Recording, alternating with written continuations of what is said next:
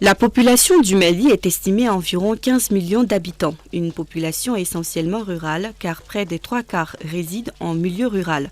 Les femmes, qui représentent plus de 50% de la population adulte, jouent un rôle prépondérant dans la production agricole. Elles assurent à ce titre la plupart des travaux dans les champs, aussi pénibles soient-ils. La division sociale ou sexuelle du travail les oblige également à s'occuper des travaux ménagers, de l'éducation et de la santé des enfants, de la corvée quotidienne de ravitaillement en eau potable et de la vente des produits alimentaires et de bien d'autres tâches qui les occupent du matin au soir. Le karité constitue 80% du revenu des femmes. Pendant l'hivernage, elles ramassent les noix de karité. En saison sèche, elles vendent une partie de leur stock et transforment le reste en beurre pour le marché local. Notre équipe s'est rendue dans le village de Kaninko, situé à 15 km de Koutiala, dans la commune de Sinsina, en 3e région. Ici, la dynamique locale créée autour de la filière karité offre aux femmes de la commune une source de revenus alternatifs. C'est le karité qui est l'héritage de nous les femmes rurales. À part le karité, la femme n'a rien qui lui revient, ni chez ses parents, ni chez son mari. Tu ramasses le karité chez tes parents et tu le ramasses chez ton mari. Ce que tu arrives à ramasser et exploiter t'appartient. L'homme et les autres membres de la famille peuvent bénéficier des avantages de la transformation. Cet arbre qui pousse spontanément à l'état sauvage en Afrique de l'Ouest a une durée de vie qui avoisine les 2 siècles, selon les experts qui estiment qu'il faut attendre 25 ans pour qu'il atteigne sa maturité. De nos jours, le parc à karité du Mali est estimé à environ 74 millions de pieds contre 150 millions de pieds avant les années 1960. Dans le temps, tu pouvais aux abords des concessions ramasser beaucoup de noix de karité. Mais de nos jours, pour avoir les noix de karité, il faut se contenter de quelques pieds de karité du champ de ton mari. Actuellement, le secteur de Koutiala, comme on le dit, est aujourd'hui à la porte du désert de la 3e région. Et chaque année, c'est des milliers de superficies d'hectares qui sont défrichés pour des fins de culture du coton.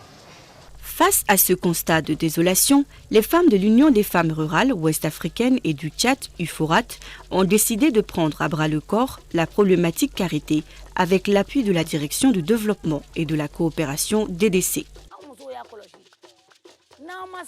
Nous avons constaté que si nous ne nous impliquons pas dans la gestion du karité, un jour viendra, nos enfants ne connaîtront pas cette plante. Ainsi, nous avons décidé de planter le karité, une première puisque du temps de nos grands-pères jusqu'à nos jours. Personne n'a vu quelqu'un planter le karité puisque c'était un don de Dieu. Même nos pépiniéristes n'avaient de plan de karité. Ainsi, nous avons approché la coopération suisse pour nous accompagner.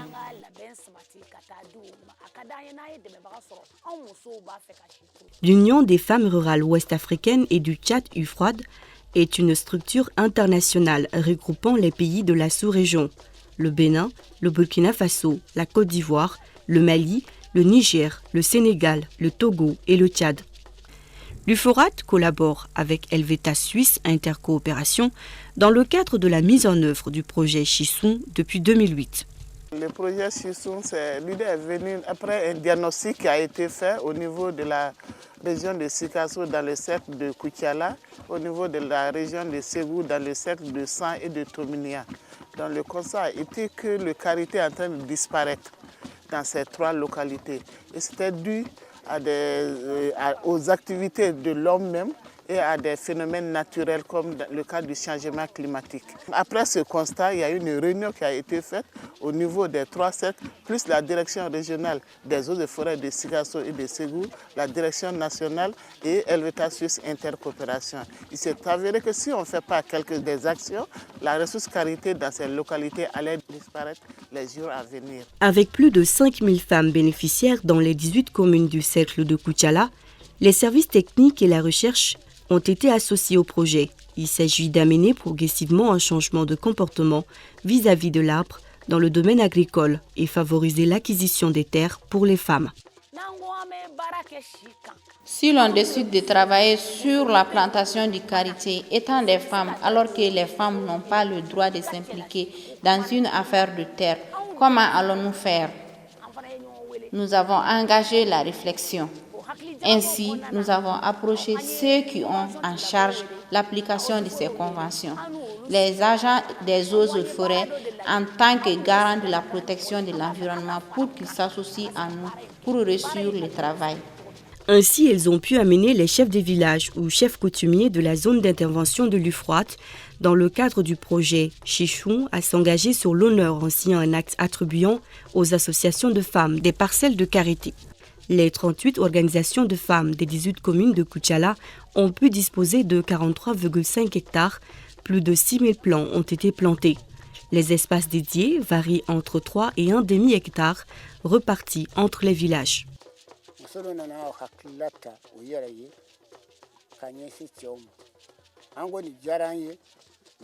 C'est les femmes qui sont venues vers nous avec cette initiative.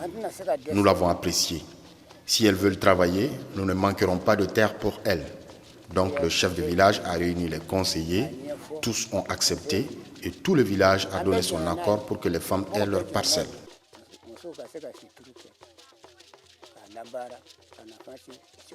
Les femmes de la coopérative Ouyelo de Kaninko, membres de l'Ufroate, ont bénéficié de 3 hectares. Un tabou vient d'être brisé. Le projet apportera une levée de voile aussi sur nos traditions, puisque dans certains mythes africains, on soutient encore, on ne plante jamais de karité. Ici, c'est notre parcelle. Nous avons commencé à planter en 2008. Sur les 3 hectares, nous comptons 330 plants de karité. On ne savait vraiment pas qu'on allait avoir un champ. Planter des karités, à forte raison, l'arroser. C'est pour l'avenir de nos enfants. Aujourd'hui, dans le secteur de Koutchala, notamment dans les communes rurales de Sinzina, dans les villages de Kaniko, Mouchina et autres, elles ont intervenu dans plus d'une dizaine de villages. Il n'y a pas dans ces villages où il n'y a pas un site de karité, des plantations pures de karité. Ils ont vraiment investi et même en production des plants de karité. Il y a eu beaucoup de formations par rapport à ça. La question de l'accès des femmes et des autres groupes marginalisés à la terre et aux ressources naturelles constitue un thème récurrent du débat sur la sécurisation foncière au Sahel. Dans les zones rurales de l'espace sahélien, cet accès est de plus en plus précarisé sous l'influence de plusieurs facteurs d'ordre démographique, climatique, socioculturel et économique. Ce que le texte dit, les femmes, les hommes sont tous égaux devant la loi concernant la question de la terre. Chaque fois qu'on nous a contactés, on fait appel aux chefs de village, aux propriétaires terriens fonciers, coutumiers. On fait appel aux structures qui doivent quand même s'occuper de la terre. L'objectif général de cette activité, c'est-à-dire Chichou, était double. La première, c'est de sauvegarder et garantir la ressource naturelle pour les femmes qui sont les vraies productrices de karité. La seconde chose, c'était l'amélioration, la valorisation et la commercialisation des produits issus du karité. Et il y avait 3 objectifs spécifiques. Et le premier objectif, c'était comment les femmes pouvaient sécuriser la ressource karité et en faisant des plantations, en protégeant les régénérations naturelles, c'est-à-dire les petits plants de karité qui poussaient dans les champs. Le second, c'était la valorisation économique du karité. Et le troisième objectif, c'était comment amener les pouvoirs décisionnels à donner une place à la femme, écouter les femmes, les donner une place afin qu'elles puissent s'occuper mieux du karité. Promulguée en septembre 2006 par le chef de l'État malien, la loi d'orientation agricole du Mali consacre le droit à l'alimentation pour tous et l'égal accès à la terre et aux ressources naturelles. Aujourd'hui, le combat semble compris par les hommes qui accompagnent les femmes dans cette initiative. Si elles plantent, elles nous font appel et nous les accompagnons. Nous apprécions beaucoup leur travail.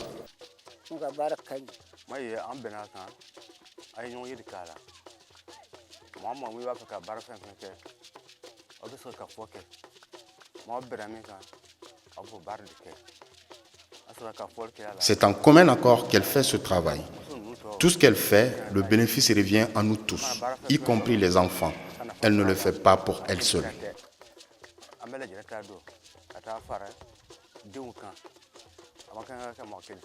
Ce projet est basé sur les qualités, je dirais que c'est un projet authentique à encourager, parce que c'est bonnes dames qui sont organisées, sensibilisées, mettre dans leur train les hommes, les vieux, les jeunes, pour que tout le monde puisse aller ensemble.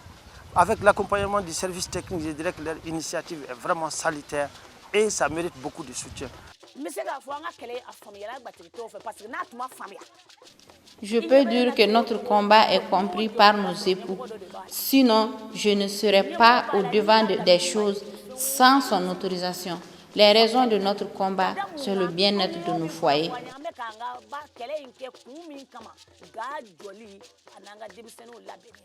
Des visites d'échange ont surtout été réalisées au Tchad et au Burkina, ce qui a permis à l'Union d'introduire de nouvelles techniques et méthodes de production, transformation et commercialisation de beurre et sous-produits à travers le comptoir d'exposition des produits locaux de l'UFROAT au marché de Koutiala. C'est la coopération suisse qui nous a aidés à avoir cette formation.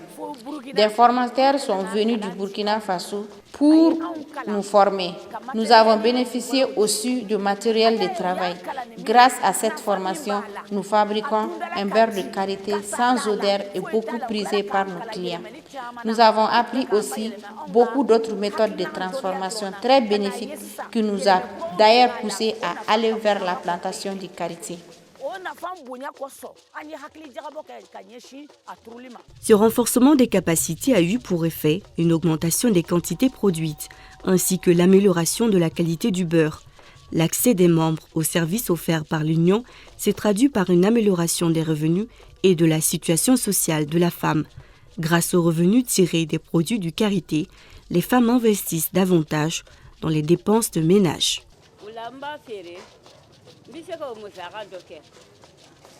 Je vends le karité pour faire face aux dépenses de la famille. Je suis veuve et je dois faire face aux frais de scolarité de mes enfants, leur nourriture, habillement et autres, puisqu'ils sont tous jeunes.